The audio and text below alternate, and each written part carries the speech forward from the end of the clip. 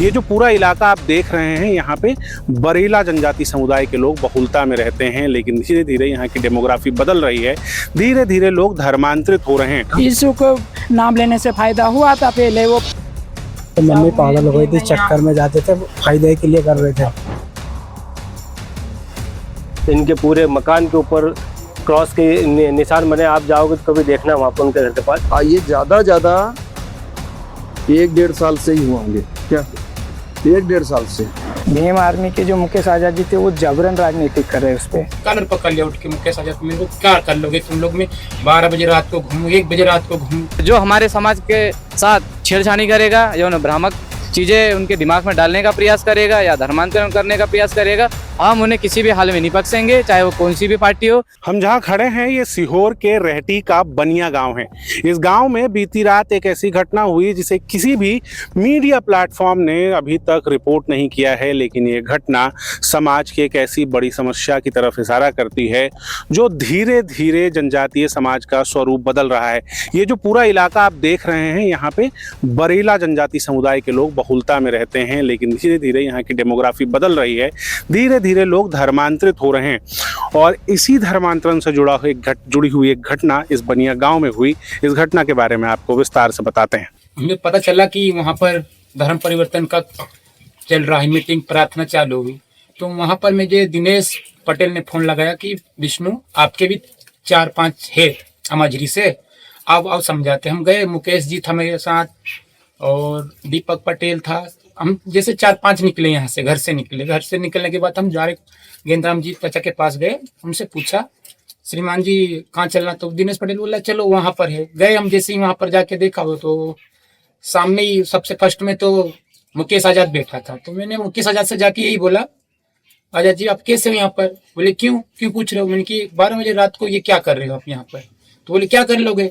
मैंने ये क्या करने वाली बात ही नहीं है, धमकी देने आया। मैंने कि धमकी नहीं दे रहे आपको भाई, आपको कॉलर पकड़ लिया उठ के मुकेश आजाद, मेरे को क्या कर लोगे तुम लोग? में 12 बजे रात को घूमू, 1 बजे रात को घूमू, कुछ भी करूँ, धर्म परिवर्तन करवाऊँ, आप कौन होते? बोले मैंने कि ये गलत चीज है, हम समाज के लिए कोई इतने में अरुण ने मेरे को लट मारा, सिर पे लट मारा, तो मैं हाथ खड़ा करा, उसको समझाया।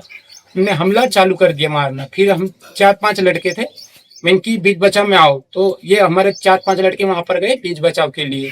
उन्होंने लट चालू कर दिया मारना, आमने सामने लड़ाई हुई वहां पर। इसके बाद मुकेश आजाद बोलता हमसे ये काम है धर्म परिवर्तन वाला, हम करेंगे, आप कौन होते हो? ये करके फिर आपस में गंदी वो गाली वाली दे रहे, नहीं रोक पाओगे तुम, क्या उखाड़ लोगे, ये फलाना ढिमका। तो सामने से वही लोग हिंसक हुए। फिर अब लोकल में बाहरी लोग आके हमारे ग्रामीण क्षेत्र में भाई सब दबाव बनाएंगे, तो हम लोकल के उनको फिर सामने से उनने हाथापाई करी। फिर हम तो कुछ लोग थे, फिर हमारे साथी लोगों ने फोन लगाया बाबा के पास कि ये चीजें गलत है। फिर कुछ लोग आपस में फिर हो गई थी हाथापाई। तो अब उनको क्या चोटें आई क्या नहीं, ये हमें नहीं पता है कितनी चोटें आई। जबरन ये जैसे सामाजिक मुद्दा था, भीम आर्मी के जो मुकेश आजाद जी थे वो जबरन राजनीतिक कर रहे उस पर। उनको इतनी कोई चोटें नहीं आई, उन पर कोई हाथ भी नहीं उठाया उस समय। वो तो जबरन नहीं, क्या मालूम क्या हुआ क्या नहीं उसके साथ। जबरन वो अब तो धमकी भरे वीडियो चला रहा है कि ना तुम कर साथ ऐसा कर। भाई आप 11 बजे रात को हमारे ग्राम में क्या कर रहे थे? आपका क्या काम था? और अब आप जो चीजें जानलेवा हमले वाली जो हरकतें आ रही, उसके पीछे की जो कहानी वो पूरी बताओ ना। आप बोलते हो मैं समाज सेवक हूँ, समाज सेवक, भाई वो पीछे क्या हुआ, आप क्या कर रहे थे वहां पर, ग्रामीणों ने आप पे हाथ क्यों उठाया, ये चीजें आपको बताना चाहिए पूरी। आप जबरन उसके पीछे राजनीतिक कर रहे हो।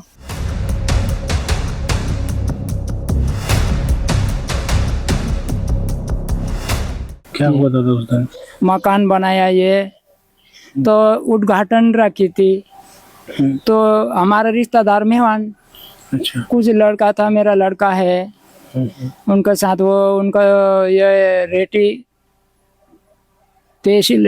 का है लड़का है, भीम आर्मी के साथ वो लड़का है, उनके साथ वो मुकेश आजाद के साथ रिश्तेदार है। हाँ, वो उनके साथ वो चलता रहता, उनके साथ बैठता रहता है। मैं पहले यीशु मसीह के नाम लेता था, ये पागल हो गई थी मेरी घरवाली पागल हो गई थी। इलाज के लिए मैं भोपाल अस्पताल में भी गया। यीशु का नाम लेने से फायदा हुआ था? यीशु को नाम लेने से फायदा हुआ था पहले, वो पागल थे, अभी ठीक है। तो दादा भी तो दरवाजे वगैरह भी नहीं लगे। नहीं लागे साहब, अभी नहीं बना। अभी ये बारिश आ रही है तो अब यहाँ रहने के लिए हम ये उद्घाटन करके छोटा सा, और हम यहाँ रहने लग जाए उनको करके वो थोड़ा। तो ये लोग ये जो कह रहे हैं धर्मांतरण, नहीं सर, वो तो मम्मी पागल हो गई थी, चक्कर में जाते थे, फायदे के लिए कर रहे थे। और यहाँ की जगह जा रहे थे इशू की मीटिंग में, वहाँ थोड़ा बहुत वो फायदा हुआ, वहाँ जा रहे थे, उन्होंने बोला कि मना कर दिया।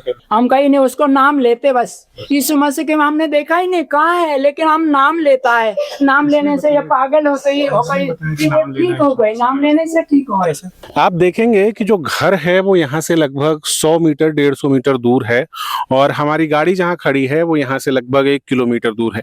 यानी कि इस जगह पर आने के लिए आपको जो मुख्य सड़क है, मुख्य सड़क से लगभग 2 किलोमीटर कच्ची सड़क में अंदर आने के बाद अपनी गाड़ी वहां पर खड़ी करनी पड़ेगी, और उसके बाद भी लगभग 1.5 किलोमीटर अंदर आकर चलना पड़ेगा।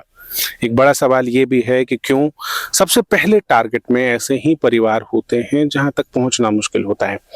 इसमें इन परिवारों की कोई गलती नहीं है, गरीब परिवार हैं, ऐसे परिवार हैं जो कमी में हैं, जिन्हें आसानी से बहकाया जा सकता है, यह कहकर भी कि वो माँ जिसका इलाज भोपाल और खंडवा में नहीं हो पाया, उसका इलाज यीशु का नाम लेकर हो सकता है। तो मेरा ये कहना कि आप आदिवासी हो तो पूर्ण रूप से आदिवासी रहो। भाई हमारा ये कहना का उद्देश्य नहीं है कि आप कोई चीजें कन्वर्ट हो, हमारे है कि हम जिस कुल में जन्म लिए हैं, जिस रीति रिवाज में, हम उसी में रहे।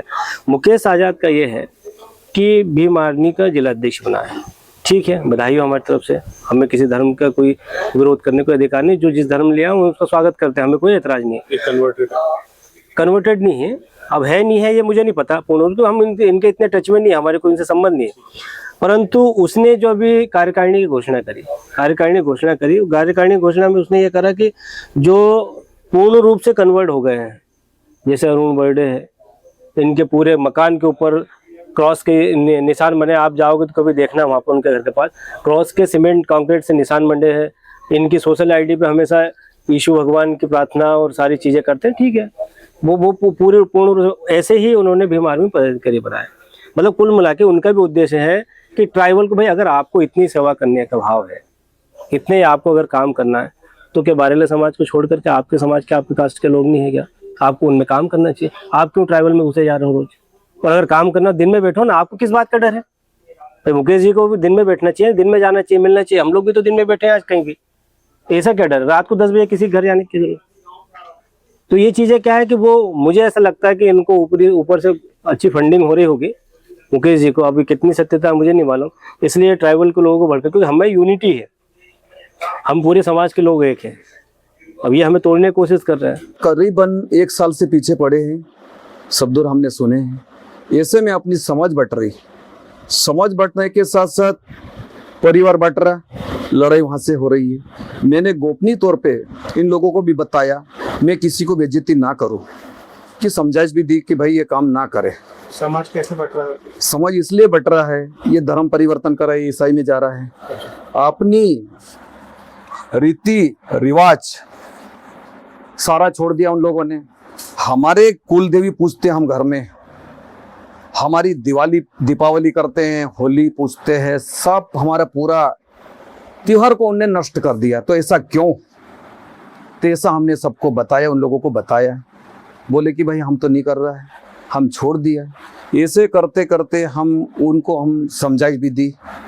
हमारी समझ के स्तर पे हम गांव के मुखिया पटेल के नाते भी हम सबको इकट्ठे करते कि भाई अपना जो आदमी कोई रांग जा रहा है तो उसको समझाओ, अपना धर्म को क्यों नष्ट कर रहा है। कोई समझ किसका धर्म मान रहा है, अपन को कोई दिक्कत नहीं है, लेकिन अपनी समझ अपना धर्म तोड़ के वहां क्यों जा रहा है। तो ज्यादा पहले से नहीं था, ये ज्यादा 1-1.5 साल से ही हुआ होंगे क्या, 1-1.5 साल से। हाँ, अंदाजा तो नहीं, पर 2 साल 1-2 साल 2 साल 3 साल ये सबसे हुआ। रेहटी के बनिया गांव में हुई इस घटना की जानकारी हमें सबसे पहले सामाजिक कार्यकर्ता अमिताभ सोनी के माध्यम से मिली। आप लंबे समय से जनजातीय समाज के बीच में कार्य कर रहे हैं और इस तरह की घटनाओं को रोकने में भी काफी। अमिताभ जी, आप तक इस घटना की जानकारी कैसे पहुंची, और ये जो धर्मांतरण घटनाएं लगभग मध्य प्रदेश के, देश के हर इलाके से आ रही है, इन घटनाओं को रोकने के लिए क्या करना चाहिए, क्योंकि आप लंबे समय से इस चीज में काम? हमारी एक टीम है यहाँ पे, जो विनोद सोलंकी है, हमारे कार्यकर्ता हैं, वो सीहोर क्षेत्र में सक्रिय रहते हैं। तो उनके माध्यम से जानकारी मिली थी कि धर्मांतरण का विषय है, और ये विषय नया इसीलिए भी है, बाकी विषयों से थोड़ा अलग है ये। इसमें भीम आर्मी संलिप्त है। ये जो धर्मांतरण है ये भीम आर्मी के द्वारा कराया जा रहा है। तो एक तरह भीम आर्मी और उस प्रकार के जो संगठन है वो एक्सपोज हो रहे हैं इसमें। परिवार को, मुझे नहीं लगता कि परिवार को ये भी पता है कि यीशु और के बीच का अंतर क्या। इस तरह के धर्मांतरण के मामलों को कैसे रोका जा सकता है? जनजातीय समाज में एक भावना या ऐसा विचार रहता है कि झाड़ फूंक और मंत्र और जाप और पूजा, इससे दुख दर्द बीमारी ये चले जाते हैं। और इस समाज में इस प्रकार के लोग होते भी हैं। कुछ लोग ठीक हो जाते हैं, कुछ लोग नहीं भी हो पाते हैं। इस क्षेत्र में, मतलब ये जो पूरा भोपाल, सीहोर, रायसेन है जहाँ पे हमारी टीम काम करती है, यहाँ पे देखने में आता है कि हर वर्ष हर जिले में 2 से 3 केस ऐसे आते हैं जो झाड़ फूंक, ईसाई हो या किसी और प्रकार की झाड़ फूंक हो, उसमें लोगों की मृत्यु हो जाती है। कई बच्चे खो चुके हैं हम लोग। हमारे गांव में भी हो चुका है कि डॉक्टर के पास आप लेके नहीं गए, आप झाड़ फूंक। तो जो ईसाई संगठन है वो इस प्रकार की जो भावना है इनकी, उसका फायदा उठाते हैं। उनको बताते हैं कि भाई ये भी बाबा ही हैं। और आपका कहना सही है कि उनको नहीं पता होता है कि ये ईसाई हैं और ये ईसाई शक्तियां, विदेशी शक्तियां हैं, काम कर रही हैं और भारत के विघटन पे काम कर रही हैं। उनको नहीं जानकारी होती है। उनको तो बस ये होता है कि या तो हमारे पास पैसे आ जाए या हमारा व्यक्ति ठीक हो जाए। उनका सोच इतना ही रहता है। लेकिन ये भ्रामक ही रहता है, ये झूठ रहता है। यदि अगर ऐसा होता कि अगर झाड़ फूंक से या यीशु का नाम बोलने से लोग ठीक हो रहे थे, तो इनके जो पोप हैं वो व्हीलचेयर पे नहीं होते, ईसाई देशों में इतने अस्पताल नहीं खुलते, इतनी जो साइंटिफिक एडवांसमेंट हो रही है, मेडिकल साइंस जो बढ़ रहा है वो नहीं बढ़ता। सभी यीशु का नाम लेके ठीक हो जाते। हम जिस कुल में जन्म लिए हैं, हमारी जो कुलदेवी है, उनका जो रीति रिवाज है वो बचा रहे। कम से कम कल हमारे बच्चे बड़े होंगे तो वो हमसे पूछेंगे भाई ट्राइबल में क्या होता है, आदिवासियों में क्या होता है, हमारी जनजाति में क्या होता है, हम क्या जवाब देंगे? वो चाहे वो भीम आर्मी क्यों ना हो, जेएस क्यों ना हो, कांग्रेस क्यों ना हो, बीजेपी क्यों ना हो, हमें किसी से पार्टी से कोई मतलब नहीं है। पर जो हमारे समाज के साथ छेड़छाड़ी करेगा या उन्हें भ्रामक चीजें उनके दिमाग में डालने का प्रयास करेगा या धर्मांतरण करने का प्रयास करेगा, हम उन्हें किसी भी हाल में नहीं बख्शेंगे, चाहे वो कौन सी भी पार्टी हो। वो चाहे वो भीम आर्मी क्यों ना हो, जेएस क्यों ना हो, कांग्रेस क्यों ना हो, बीजेपी क्यों ना हो, हमें किसी से पार्टी से कोई मतलब नहीं है। पर जो हमारे समाज के साथ छेड़छाड़ी करेगा या उन्हें भ्रामक चीजें उनके दिमाग में डालने का प्रयास करेगा या धर्मांतरण करने का प्रयास करेगा, हम उन्हें किसी भी हाल में नहीं बख्शेंगे, चाहे वो कौन सी भी पार्टी हो। लगातार जुड़े रहने के लिए आयुध को सब्सक्राइब जरूर करें।